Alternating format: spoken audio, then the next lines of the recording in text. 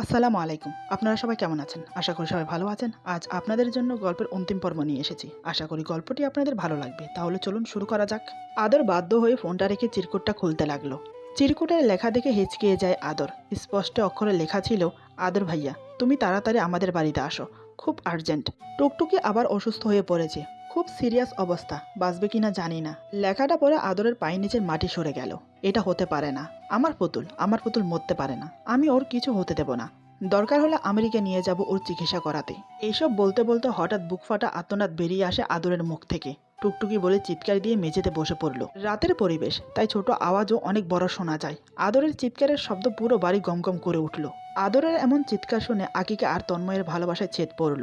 একে অপরের দিকে তাকালো দুজন। তারপর দুজন ছুটে আসে নিচে আদরের ঘরে। এসে দেখে আদর মেঝেতে বসে আছে, দু চোখ বেয়ে জল গড়িয়ে পড়ছে। আকিকা বলে, কি হয়েছে? কিন্তু আদর কোনো কথা বলে না। এদিকে তন্ময় চিরকুট হাতে নিয়ে পড়ে। আকিকা সব শুনে আকিকা কিছু ভাববার আগে কান্না শুরু করে দিয়েছে। আর বলছে, মানে কি এসবের? এভাবে হুট করে কিভাবে অসুস্থ হয়ে যায় একটা মানুষ? আদরের আশেপাশের দুনিয়া অন্ধকার আর শূন্য শূন্য লাগছে। টুকটুকি, ওর পুতুল, যে মানুষটাকে ও না চিনে না জেনে অন্ধের মতো ভালোবেসেছে, সেই মানুষটা মৃত্যুর সাথে পাঞ্জা লড়ছে। যে মেয়েটার মুখে হাসি ফোটার জন্য নিজের ভালোবাসা বিসর্জন দিয়েছে, সেই মেয়েটা সবাইকে ছেড়ে যাওয়ার জন্য উতলা হয়ে উঠেছে। কিন্তু কেন? আদরের বুকে আবারও আগের মতো সেই চিনচিনে ব্যথাটা শুরু হয়েছে। এ ব্যথা আরও গাঢ়, আরও দৃঢ়। শরীরের সমস্ত পেশিকোষ যেন তাদের কাজ বন্ধ করে দিয়েছে। তন্ময় বলে, এভাবে ভেঙে পড়ো না, সব ঠিক হয়ে যাবে। আমার মনে হয় আমাদের যাওয়া উচিত। এই কথা শুনে সবাই তাড়াতাড়ি রওনা দেয় আমাদের বাড়ির উদ্দেশ্যে। গাড়ি চালাতে চালাতে আদর নিজেকেই দোষারোপ করছে। আদর বলছে, আমার জন্যই, শুধুমাত্র আমার জন্যই মেয়েটার আজ এই অবস্থা। সব দোষ আমার। যে মেয়ে আমাকে ভুলেই গেছে, আমি তার মনে জোর করে নিজের ভালোবাসা স্থাপন করতে চেয়েছি। আমি একটিবার বুঝতে চাইনি টুকটুকি আমাকে ভালোবাসে কিনা। হুট করে ওকে নিয়ে আসা উচিত হয়নি। ডাক্তার আমাকে বারবার নিষেধ করেছে আগুন আর পানি থেকে দূরে রাখতে, ওর খেয়াল রাখতে। কিন্তু আমি পারিনি ওর খেয়াল রাখতে। সেদিন ধাপাতে আগুনের সামনে দাঁড়িয়েছিল টুকটুকি। শিক কাবাব বানানো হচ্ছিল সেখানে, তাই সে মনোযোগ দিয়ে দেখছিল। মনে মনে ভেবেছিলাম হয়তো ওর ভালো লাগছে দেখতে, তাই আর বাধা দিলাম না। কিন্তু তখন ডাক্তারের কথাও মনে ছিল না, ভুলে গিয়েছিলাম। তাই তো ঘটলো অ্যাক্সিডেন্টটা। অতিরিক্ত আগুনের তাপে টুকটুকি মাথা ঘুরে পড়ে যায়। পড়ার সময় মাথাটা ঠুকে যায় বেঞ্চের কোণাতে। সাথে সাথে মাথা ফেটে যায়। শুধু আমার জন্যই সবকিছু হয়েছে। এসব ভাবতে ভাবতে আদর একটু অন্যমনস্ক হয়ে যায়। তাতেই ঘটল বিপত্তি। হঠাৎ সামনে থেকে একটা মাল ভর্তি ট্রলি এসে পড়ে গাড়ির সামনে। ভাগ্যিস তখনই আদর মনোসংযোগ করে গাড়ি ঘুরিয়ে দেয়। তারপর যান্ত্রিক শব্দ করে গাড়িটা থেমে যায়। তাই সবাই বেঁচে যায়। তন্ময় পাশে ছিল। গাড়িটা থামতে কিছুক্ষণ স্বাভাবিক হয়ে বলে, তুই এখানে বস, আমি চালাই গাড়ি। তারপর বাকি রাস্তা তন্ময় গাড়ি চালায়। সবার একটাই চিন্তা, হঠাৎ টুকটুকি আবার অসুস্থ হলো কেন? টুকটুকি তো সম্পূর্ণ সুস্থ হয়ে গেছে। কারোর মাথায় কিছু আসছে না। এসব নিয়ে চিন্তা করতে করতে একসময় আমাদের বাড়িতে এসে পৌঁছায়। ততক্ষণে আমরা টুকটুকিকে হসপিটালে নিয়ে গেছি। বাড়িতে তখন কেউই ছিল না, সবাই হসপিটালে। পুরো বাড়ি খাঁকা করছে।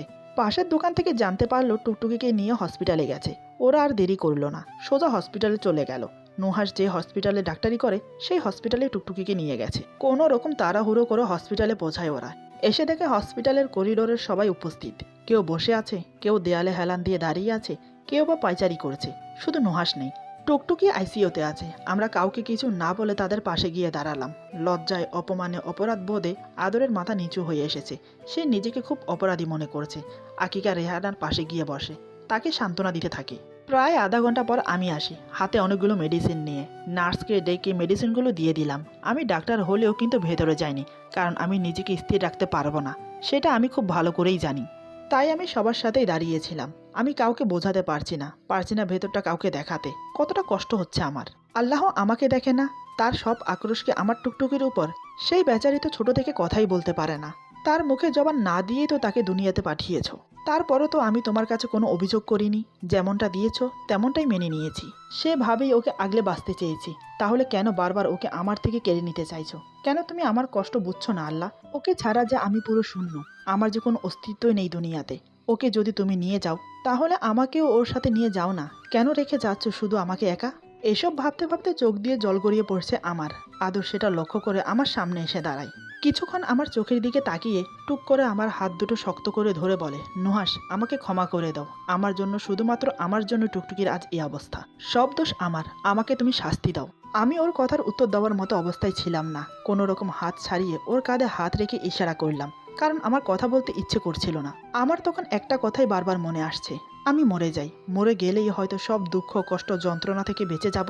আমি যে আর পারছি না। এই 14টা মাস আমার জীবনের সাজানো সব কিছু তছনছ করে দিয়েছে। এই 14টা মাস আমার কাছে মনে হচ্ছে 2 যোগেরও বেশি। এই 14টা মাস আমি আমার টুকটুকিকে হাসতে দেখিনি। এই 14টা মাস আমি আমার টুকটুকিকে ভালোবাসতে পারিনি। এই 14টা মাস অসহায়ের মতো কাটিয়েছি আমি। কিন্তু তারপরও কেন এত বাধা আসছে? কেন আমার টুকটুকি বারবার আমাকে ছেড়ে যেতে চাইছে? আমার ভালোবাসা কি কোথাও খাচ্ছিল? জানি না আমি কিচ্ছু জানি না। আমি যে পাগল হয়ে যাব। আমার যেন ভাবনার শেষ নেই। ভাবতে ভাবতে আমি ক্লান্ত হয়ে গেছি। এখন একটু শান্তি চাই, সুখ চাই, তাও আমি আমার টুকটুকির কাছ থেকে। ওর কোলে মাথা রেখে শান্তির ঘুম দিতে চাই। এসবই ভাবছি মনে মনে। এমন সময় ডাক্তার এলো।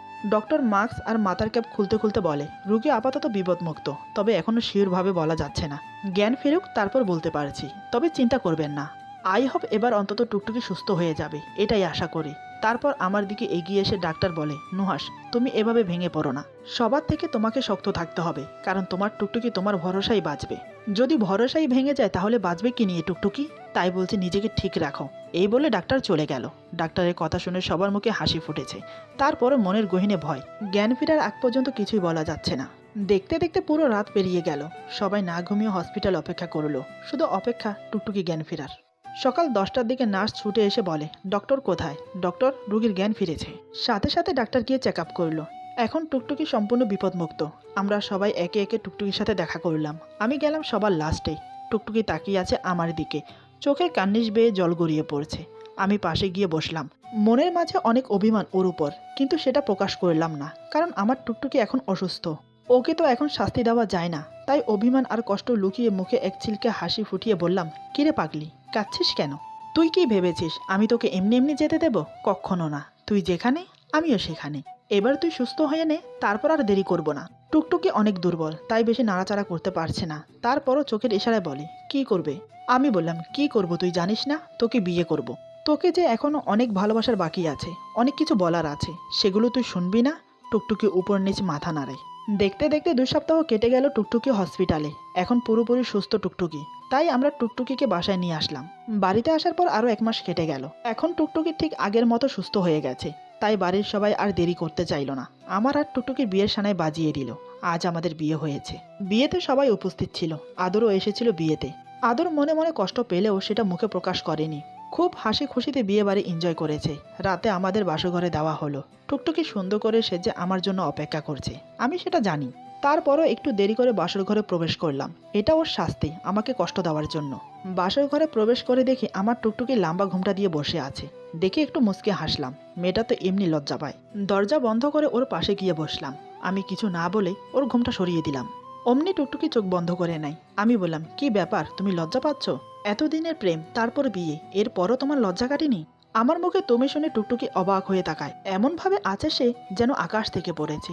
আমি বললাম, কি ব্যাপার, অমন করে কি দেখছো? টুকটুকি ইশারাতে বলে, তুমি আমাকে তুমি করে কেন বলছো? আমি বললাম, আরে বোকা, আগে আমরা মামাতো ফুফাতো ভাই বোন ছিলাম, তাই তুই তাই করে বলতাম। কিন্তু আজ থেকে তুমি আমার বউ হয়ে গেলে, এখন কি করে তুই বলি? তবে একটা কথা, আমি কিন্তু তোমার উপর অভিমান করে আছি, রাগও আছে প্রচুর। এই বলে মুখ ফিরিয়ে নিলাম। টুকটুকি আমার হাতে খোঁচা দিয়ে ইশারায় বলে, কেন, আমি আবার কি করলাম? আমি বললাম, জিজ্ঞেস করো যে আমি কি কি করিনি। তুমি আমাকে অনেক কষ্ট দিয়েছো। 14-15টা মাস আমাকে তুমি আগুনে জ্বালিয়েছো। তুমি তো জানো তোমার নুহাস তোমাকে ছাড়া থাকতে পারে না। তারপরও তুমি চলে গেলে আমেরিকা। সেখান থেকে এসে আবার চলে গেলে কুমায়। সেখান থেকে বের করে কোনো রকম কষ্টে মষ্টে তোমাকে সুস্থ করলাম। তারপর তুমি আবার হয়ে গেলে অসুস্থ। পরাণ তোমার যায় যায়। আর আমার কি হাল হয়েছিল তুমি জানো? আমি কতটা কষ্ট পেয়েছি। যাও, তোমার সাথে কোনো কথা নেই। টুকটুকি আবার আমার হাতে খোঁচা দিয়ে ইশারায় বলে, বারে, আমি কি করলাম? আমি ইচ্ছে করে কি আমেরিকায় গেছি? নাকি ইচ্ছে করে অসুস্থ হয়েছি? ঠিক আছে, আমি যখন অন্যায় করেছি, এই আমি কানে ধরছি, সরি। আমি বললাম, এভাবে হবে না। টুকটুকি ইশারায় বলে, তাহলে কিভাবে? আমি বললাম, কানে ধরে 10 বার উঠবস করবে। আমার কথা শুনে টুকটুকি দাঁড়িয়ে গেল। তারপর কানে ধরে উঠবস করলো 10 বার। আমি বললাম, হয়েছে। এই বলে ওকে বুকে জড়িয়ে নিতে যাব, ঠিক তখনই সে ইশারাতে বলে, হবে না। আমি বললাম, কেন, আবার কি হলো? টুকটুকি ইশারাতে বলে, তুমিও অন্যায় করেছো, তোমাকেও শাস্তি পেতে হবে। আমি ইশারাতে বললাম, আমি আবার কি করলাম যে আমি শাস্তি পাবো? টুকটুকি ইশারাতে বলে, আমাকে নিয়ে যাওয়ার পর তুমি সাথে সাথে কেন এলে না? কেন তুমি 7 মাস পরে এলে? কেন আমাকে নিয়ে আসলে না? আমি বললাম, ও আচ্ছা, বুঝতে পেরেছি। কথায় আছে না, যত দোষ নন্দ ঘোষ, অন্যায় তুমি করেছো, এখন সব দোষ আমার। তুমি তো আমাকে বললে যে আমাকে ডাক্তার হতে হবে। তোমার স্বপ্ন পূরণ করতেই তো আমি ডাক্তার হলাম। তার জন্যই তো 7 মাস তোমাকে ছেড়ে থাকতে হয়েছে আমাকে। তোমার ভালোবাসা থেকে বঞ্চিত হতে হয়েছে। টুকটুকি আবার ইশারাতে বলে, তাতে কি হয়েছে? ডাক্তারি পড়াই না হয় পরেই পড়তে, আগে অন্তত আমাকে নিয়ে আসতে। তুমি জানো আমার কতটা কষ্ট হয়েছে তোমাকে এবং বাড়ির সবাইকে না দেখে থাকতে। তুমি দোষ করেছো, এখন শাস্তি পেতে হবে। বুঝতে পারলাম এই মেয়ে আমাকে ছাড়বে না। আমি বললাম, আচ্ছা বেশ, কি শাস্তি দেবে? টুকটুকি ইশারাতে বলে, আমাকে 10 বার কানে ধরিয়েছ, এখন তুমি 20 বার কানে ধরে উঠবস করবে আর বলবে সরি সরি। আমি বললাম, কি? তুমি এত অপরাধ করেও আমি তোমাকে শাস্তি দিলাম শুধু 10 বার কানে ধরতে, আর আমি কোনো অপরাধ না করেও 20 বার কানে ধরবো, আবার সরিও বলবো? এটা একটু বেশি হয়ে যাচ্ছে না? টুকটুকি ইশারায় বলে, হলে হোক, কানে ধরো, অগত্যা আর কি করা যায়। আমার পাগলিটাকে খুশি করার জন্য কানে ধরে উঠবস করতে লাগলাম আর সরি বললাম। তাতেই দেখি সবগুলো দাঁত বের করে হাসতে লাগলো আমার টুকটুকি। মনে হচ্ছে কত বছর দেখি না ওর মুখের হাসি। পরানটা জুড়িয়ে গেল। হঠাৎ টুকটুকি দৌড়ে এসে আমাকে জড়িয়ে ধরে, আমার কান থেকে হাত নামিয়ে দেয়, আমার বুকে মাথা রেখে শক্ত করে জড়িয়ে রাখে। ওর বুকে ধুকধুক শব্দটা আমি শুনতে পাচ্ছি। ওকে বুকের মাঝে পেয়ে আমি স্বর্গে ভাসছি। আমি টুকটুকিকে পাজা কোলে করে নিয়ে ফুল দিয়ে সাজানো বিছানায় শুইয়ে দিলাম। লাল গোলাপের পাপড়ির মাঝে শুয়ে আছে আমার টুকটুকি। টুকটুকির মুখটা লজ্জায় রাঙা হয়ে আছে। আমি ওর পাশে শুয়ে ঝুঁকে ওকে দেখছি। টুকটুকির চোখে চোখ পড়তে সে চোখ সরিয়ে নেয়। আমি ওর চিবুক ধরে আমার দিকে ফিরিয়ে বললাম, আমার কাছে কেন এত লজ্জা পাও? আজ তো আমি তোমার প্রেমিক না, আমি যে আজ থেকে তোমার স্বামী। কত সাধনার পর তোমাকে পেয়েছি তুমি জানো? তুমি যে আমার কাছে 7 রাজার ধনের চেয়েও কম নয়। আমার মতো তোমার মূল্য তার চেয়েও বেশি। ভালোবাসি তোমাকে, বড্ড বেশি ভালোবাসি। এত ভালোবাসি যে তোমাকে বলে বোঝাতে পারবো না। এই বলে ওকে আমার দিকে ফিরিয়ে বুকে জড়িয়ে নিলাম। টুকটুকি ইশারাতে বলে, ঘরের লাইট জ্বলছে তো। আমি বুঝলাম লজ্জা পাচ্ছে মেয়েটা। ওর দিকে তাকিয়ে মুচকি হেসে উঠে গিয়ে লাইট বন্ধ করে দিলাম। তারপর ডিম লাইট জ্বালিয়ে দিলাম। এবার আর কোনো বাধাই নেই। আজ আমি আমার টুকটুকিকে অনেক ভালোবাসবো। যে ভালোবাসা আমি ওর জন্য জমিয়ে রেখেছি তা আজ উজাড় করে দেব পাই পাই করে।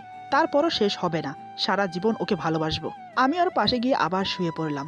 তারপর ওকে বুকে টেনে নিলাম। ডিম লাইটের আলোতেও দেখলাম আমার টুকটুকি খুব লজ্জা পাচ্ছে। আমার কাছে যে ওর লজ্জা পাওয়া মুখটা দেখতে খুব ভালো লাগে। আমি বললাম, আজ আমি তোমাকে অনেক ভালোবাসবো। এই বলে ওর কপাল একটা চুমু দিলাম। দেখি মেয়েটা আমার গলা জড়িয়ে ধরেছে। আমি ওর কোমর জড়িয়ে ধরে নিজের সাথে মিশিয়ে নিলাম। ওর 2 গালে কিস করলাম, ওর ঠোঁটে ঠোঁট মিশিয়ে দিলাম। এরপর ধীরে ধীরে আমার হাত টুকটুকির শাড়ির আঁচলে চলে গেল। আমি আঁচলটা ধীরে ধীরে সরিয়ে দিতে লাগলাম ওর বুক থেকে। হঠাৎ টুকটুকি আমার হাত চেপে ধরে ইশারাতে বলে, কি করছো? শাড়ির আঁচল কেন টানছো? আমি বললাম, বাড়ি, শাড়ির আঁচল না সরালে আদর করবো কিভাবে? টুকটুকি ইশারাতে বলে, এগুলো ভালো না। আমি বললাম, জানি এগুলো ভালো না, বিয়ের আগে করা। তবে এখন আমাদের বিয়ে হয়েছে, এখন তো আমরা সব করতে পারি, তাই না? কেন শুধু শুধু বাধা দিচ্ছ? এসব তো সব হাজব্যান্ড ওয়াইফ করে, তাই না? টুকটুকি ইশারাতে বলে, আমি করব না, আমার লজ্জা করছে। আমি বললাম, ওরে আমার লজ্জাবতী রে, তাহলে আমার বউ হতে চেয়েছো কেন? বউ হলে তো এসব করতে হবে। টুকটুকি ইশারাতে বলে, বউ হলে কি এসব করতে হয়? আমি বললাম, হ্যাঁ করতে হবে, কারণ আমার ইচ্ছে করছে তোমাকে ওভাবে আদর করতে। প্লিজ লক্ষ্মীটি, এভাবে বাধা দিও না। অনেক অনুয় বিনয় করে রাজি করালাম। আমি সাথে এও বললাম যে প্রথম প্রথম একটু ব্যথা পাবে, তবে আমি তোমাকে তেমন কষ্ট দেব না। টুকটুকি শুনে তো প্রথম নাই করে দিয়েছে। এক কথায় না, সে করবে না। আমি বললাম, আমাকে করতে না দিলে আমি কিন্তু মনে কষ্ট পাবো। এই কথা বলে দেখলাম কাজ হলো। সে ইশারাতে বলে, ঠিক আছে। তারপর আমি আমার টুকটুকিকে কাছে টেনে নিলাম। একে একে শরীরের সব বস্তু খুলে দিলাম। টুকটুকি এখন আমার বুকের মাঝে, আমার পুরো শরীরের সাথে লেপ্টে আছে। ওই যেন আমার শরীরের বস্তু। আমি ওকে কানে গলায় বুকে কিস করতে লাগলাম। দুজন দুজনকে জড়িয়ে ধরে আদর করতে থাকি। আমার টুকটুকি আমার ভালোবাসার সায় দিচ্ছে। আমি ওর ঠোঁটে ঠোঁট ডুবিয়ে দিলাম। আমার দুহাত টুকটুকির পুরো শরীরে বিচরণ করছে। দুজনেই পরিতৃপ্তির শান্তিতে ভেসে যাচ্ছি। একসময় দুজন সঙ্গমে লিপ্ত হলাম। আজ দুজন দুজনের শরীরের স্বাদ গ্রহণ করলাম। ভরিয়ে দিলাম দুজন দুজনকে ভালোবেসে। বাকি রাতটুকু কাটিয়ে দিলাম দুজন গল্প করে। এভাবেই পূর্ণতা পেল আমার ভালোবাসা। ওইদিকে তন্ময় আর আকিকার বিয়ে হলো। নীরব আর রুহির বিয়ে হলো। শুধু বাকি রয়ে গেল আদরের বিয়ে। সে শুধু একটা কথাই বলছে, বিয়ে করবে না জীবনে। কিন্তু আমরা তো তার কথা শুনতে রাজি না। অনেক খুঁজে কোনো মেয়ে ওর পছন্দ হয় না। লাস্ট পর্যন্ত সিঙ্গেল থেকে গেল আদর, তার সাথে আমার চাচাতো বোন সীমা। কিছু কিছু ভালোবাসা পেতে গেলে অনেক কষ্টদায়ক হয়। এমনই হয়তো। আজকের গল্প এখানে সমাপ্ত। আশা করি গল্পটি আপনাদের ভালো লাগবে। যদি ভালো লাগে তাহলে লাইক, কমেন্ট এবং সাবস্ক্রাইব করে আমাদের পাশে থাকবেন। পাশে থাকা বেল আইকন প্রেস করে দেবেন, তাহলে আমাদের নিত্য নতুন ভিডিও আপনাদের কাছে পৌঁছে যাবে। সবাই ভালো থাকবেন, সুস্থ থাকবেন। আল্লাহ হাফেজ।